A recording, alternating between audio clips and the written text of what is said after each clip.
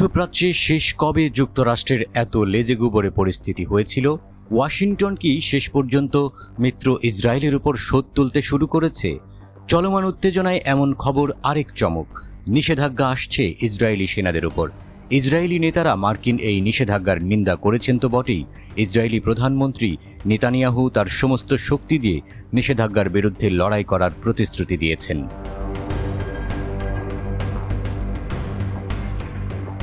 Netanyahu বলেছেন, কেউ যদি মনে করে যে তারা আইডিএফের একটি ইউনিটের ওপর নিষেধাজ্ঞা আরোপ করতে পারে, আমি আমার সমস্ত শক্তি দিয়ে এর বিরুদ্ধে লড়াই করব।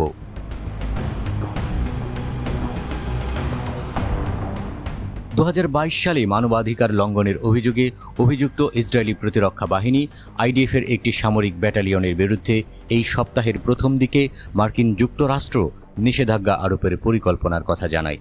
নেজ্জা ইয়েহুদা ব্যাটালিয়ন ফিলিস্তিনের অধিকৃত পশ্চিম তীরে তৎপর, তবে ইসরায়েলি সামরিক বাহিনী বলেছে তারা যুক্তরাষ্ট্রের এমন কোনো ব্যবস্থা সম্পর্কে অবগত নয়।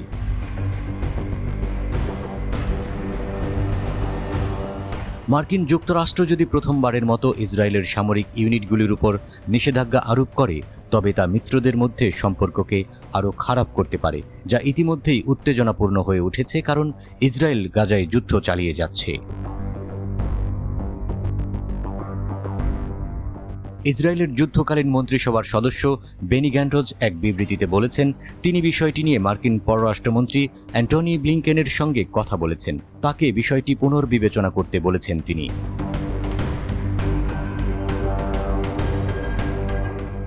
নেজ্জা ইয়েহুদা ব্যাটালিয়নের কিছু সদস্য ফিলিস্তিনিদের সাথে অপব্যবহারের অপরাধে জড়িত। 2022 সালে 78 বছর বয়সী ফিলিস্তিনি আমেরিকান ব্যক্তি উমর আসাদকে পশ্চিম তীরের একটি চেকপয়েন্টে আটকের পর মৃত অবস্থায় পাওয়া যায়। এরপরে এই দলটি মার্কিন যুক্তরাষ্ট্রের কঠোর সমালোচনার মুখোমুখি হয়েছিল। ফিলিস্তিন পরিচালিত একটি ময়নাতদন্তে জানা গেছে, আসাদ শারীরিক সহিংসতার কারণে হার্ট অ্যাটাকের শিকার হয়েছেন। ময়নাতদন্তে আরও উল্লেখ করা হয়েছে যে আসাদের মাথায় আঘাতের চিহ্ন, তার কবজিতে লালচে ভাব এবং শক্তভাবে চোখ বেঁধে রাখার পর তার চোখের পাতায় রক্তপাত হয়েছে।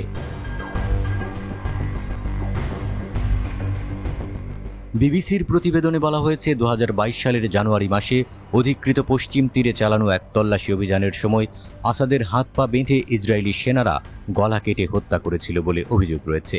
ইসরায়েলি সামরিক বাহিনী সে সময় বলেছিল, দুজন সেনাকে এই ঘটনার কারণে নন কমান্ডিং ভূমিকায় পুনরায় নিয়োগ করা হয়েছিল। ইসরায়েলি সামরিক বাহিনী জানিয়েছে, ব্যাটালিয়নটি এখন গাজা উপত্যকায় যুদ্ধে সহায়তা করছে।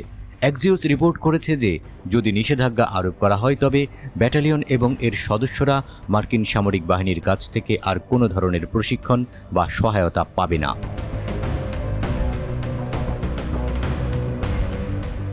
মার্কিন যুক্তরাষ্ট্রের গণমাধ্যম অ্যাক্সিওস নিউজ সাইট 3টি মার্কিন সূত্রের বরাত দিয়ে বলেছে যে দেশটির পররাষ্ট্রমন্ত্রী অ্যান্টনি ব্লিংকেন কয়েক দিনের মধ্যেই আইডিএফের নেজ্জা ইয়েহুদা ইউনিটের বিরুদ্ধে ব্যবস্থা গ্রহণের ঘোষণা করবেন বলে ধারণা করা হচ্ছে। মানবাধিকার লঙ্ঘনের অভিযোগে ইউনিটটির বিরুদ্ধে ব্যবস্থাটি নেওয়া হবে মার্কিন যুক্তরাষ্ট্রের লেহি আইনের অধীনে।